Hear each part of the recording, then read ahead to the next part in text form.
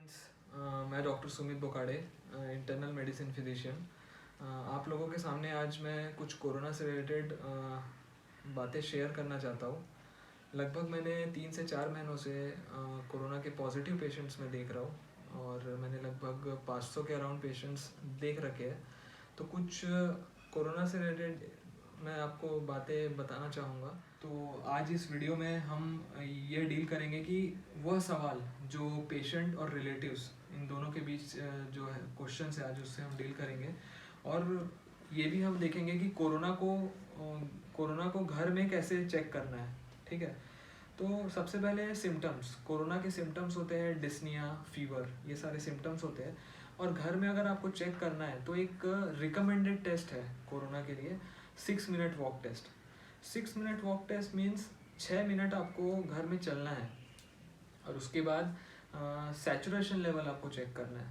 Saturation level check करने के लिए आप एक पल्स ऑक्स इंस्ट्रूमेंट है, वो अगर आप लगाएंगे, उसके बाद अगर उसमें अगर 6 से 8% अगर ड्रॉप होता है तो हम ये सोच के चलते हैं कि लंग इन्वॉल्वमेंट है।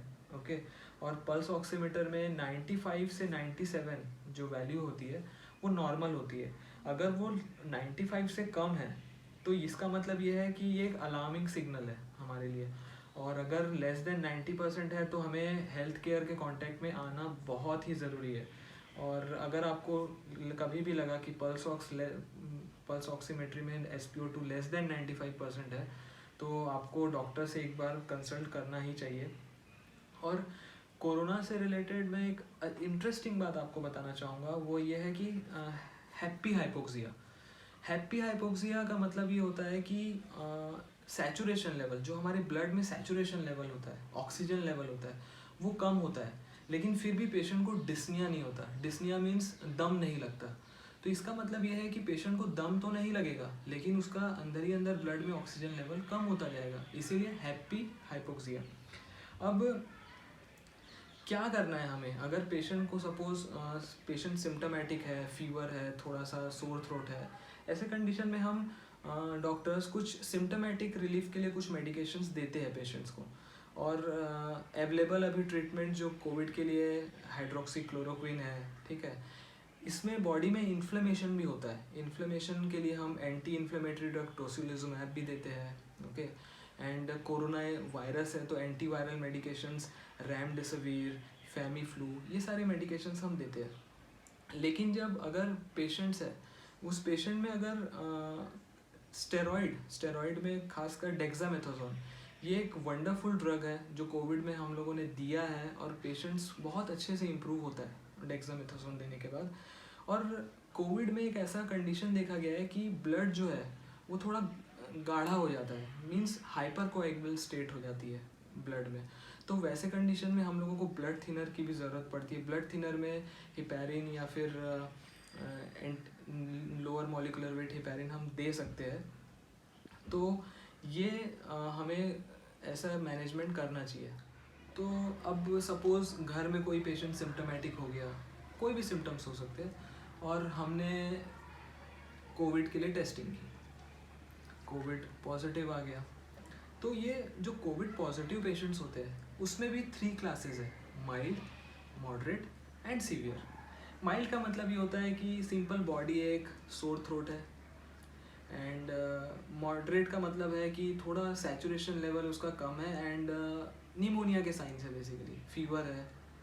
एंड सीवियर केसेस में क्या होने लगता है कि ऑक्सीजन लेवल ड्रॉप होने लगता है, पेशेंट को दम लगने लगता है, ARDS हो जाता है, डिस्ट्रेस सिंड्रोम, ऐसे सारी चीज़ें तो सीवियर। तो हमें ये करना चाहिए कि अभी कोरोना के बहुत सारे पेशेंट्स हैं, अगर हम एक होम क्वारंटाइन, अगर जो माइल्ड केसेस है अगर उसके लिए हम होम क्वारंटाइन जैसी चीज़ें करते तो उसके लिए फ़ायदा ये है कि हेल्थ केयर में, हॉस्पिटल्स में जो नीडी पेशेंट्स हैं उनको हम बेड्स अवेलेबल करवा सकते हैं और हम अपना इलाज घर में प्रॉपर कुछ चीज़ों का पालन करके हम कर सकते हैं। तो होम क्वारंटाइन में बेसिकली आपको क्या क्या करना है, होम क्वारंटाइन में अगर सपोज़ कोई पेशेंट है जो कोविड पॉजिटिव है, ओके, एंड उस पॉजिटिव पेशेंट में अगर माइल्ड सिम्टम्स है, लाइक माइल्ड फीवर, बॉडी एक, सोर थ्रोट, ऐसी चीज़ें हैं, तो उसको होम क्वारंटाइन में एक रूम में आइसोलेट करना है, रूम में अकेला वो रहना चाहिए, और वो रूम वेल वेंटिलेटेड होना चाहिए, एंड उसमें अटैच लैड बाथ होना चाहिए। और खाने से रिलेटेड कुछ बातें अगर मैं बोलूँ तो नॉर्मल फ्रूट जूसेस, सूप, ये सारी चीज़ें ले सकता है। ल्यूकवार्म वाटर लेना चाहिए। मैंने अपने बहुत सारे पेशेंट्स, इवन मेरे फ्रेंड्स, डॉक्टर फ्रेंड्स जो कोविड पॉजिटिव थे, ल्यूकवार्म वाटर मतलब कुनकुना पानी अगर आप पीते हैं तो आपको थोड़ा सूदरिंग इफेक्ट एंड आपको अच्छा लगेगा। और कुछ मेडिकेशंस जो आप ऑनलाइन या फिर अपने आसपास के डॉक्टर से ले सकते हैं, ऑनलाइन प्रिस्क्रिप्शन से कुछ मेडिकेशंस। एंड आपको बहुत इंपॉर्टेंट बात मैं अब बताने जा रहा हूँ कि आपको टेम्परेचर चार्टिंग और SpO2 लेवल घर में मॉनिटर करना है। ये 2 चीज़ें आपको मॉनिटर करनी है, जिसके लिए मैं आपको एक चार्ट भी बना के दूंगा। तो टेम्परेचर एंड SpO2, टेम्परेचर आप थर्मोमीटर और SpO2 आप पल्स ऑक्सीमेट्री से आप मेजर कर सकते हैं। और अगर वो कभी भी लेस देन 90 हुआ तो मैंने आपको बता रखा है कि आपको फिर हेल्थ केयर की सपोर्ट लेनी ही है। ओके ओके सो अगर कोविड पॉजिटिव पेशेंट डायग्नोस्ड हो गया और आप उनके साथ घर में उनके रिलेटिव्स कोई थे, तो इससे रिलेटेड एक वर्ड होता है क्लोज कॉन्टैक्ट। क्लोज कॉन्टैक्ट का मतलब ये होता है कि अगर less than 3 feet for more than 15 minutes without mask, अगर वो इन्फेक्टेड पेशेंट के साथ कोई थे तो वो क्लोज कॉन्टैक्ट है। तो वो क्लोज कॉन्टैक्ट का भी हमें टेस्ट करवाना चाहिए, है ना। और डॉक्टर से कंसल्ट करके हमें एक RT-PCR एक टेस्ट होता है कोविड के लिए, RT-PCR reverse transcriptase PCR test, तो वो हम करा सकते हैं। और डे 5 to day 10 अगर वो टेस्ट हम करवाते हैं तो उसकी सेंसिटिविटी और स्पेसिफिसिटी ज़्यादा होती है। ज़्यादा स्पेसिफिसिटी सेंसिटिविटी का मतलब ये है कि टेस्ट के पॉजिटिव आने के चांसेस ज़्यादा होते हैं। अब मैं आपको 2 इम्पॉर्टेंट सवाल जो पेशेंट और उसके रिलेटिव्स और कुछ जो होम क्वारंटाइन में पेशेंट्स हैं उनसे जो मुझे पूछा जाता है।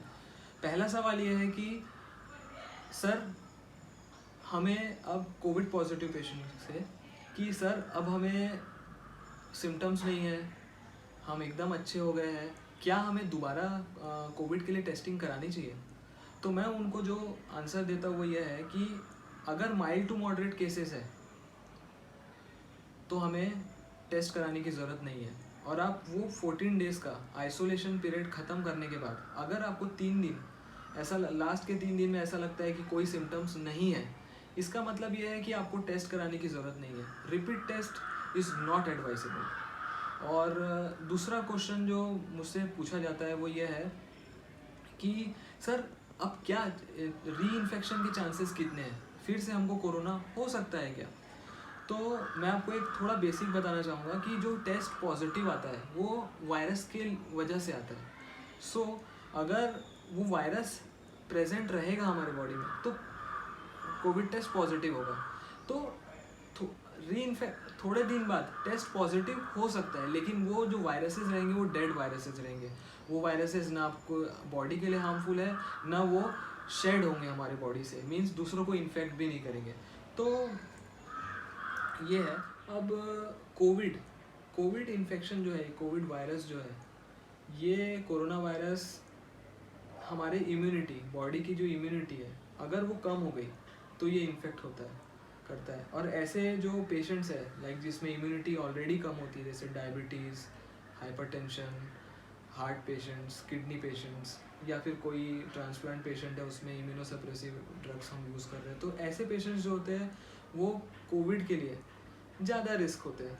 तो हमें ऐसे पेशेंट्स, एज ज़्यादा है मोर देन 60 और जो मैंने बीमारी बताई, अगर ऐसी चीज़ें हैं तो आपको हेल्थ केयर का सपोर्ट लेना ही चाहिए एक बार। अब मैं आपको कुछ मिथ्स बताना चाहता हूँ जो कोविड से रिलेटेड है। इसमें पहला मिथ ये है कि सारे कोरोना के पेशेंट्स की डेथ होती है। गलत। अल्कोहल, स्मोकिंग से कोरोना नहीं होता। चाइनीज़ फूड खाने से कोरोना फैलता है, ऐसा नहीं है। और गार्लिक ज़्यादा खाने से कोविड नहीं होता, मिथ है। और only old patients are affected.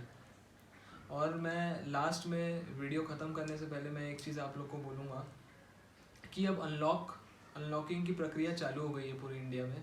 तो इसमें हमें बस कोविड से क्राउडेड प्लेसेस जो है वो अवॉइड करने हैं, और हमें जितना ज़रूरत हो उसी चीज़ों के लिए बस बाहर निकलना है। बाकी हमें प्रिकॉशंस लेने ही हैं। चाहता हूँ कि इस कोविड में हमें बीमारी से लड़ना है, बीमार से नहीं।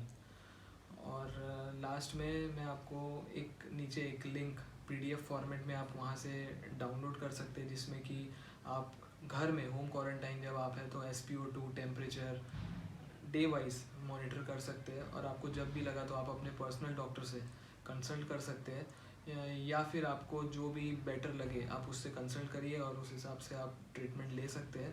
थैंक यू वेरी मच मेरी इस वीडियो को लास्ट तक देखने के लिए।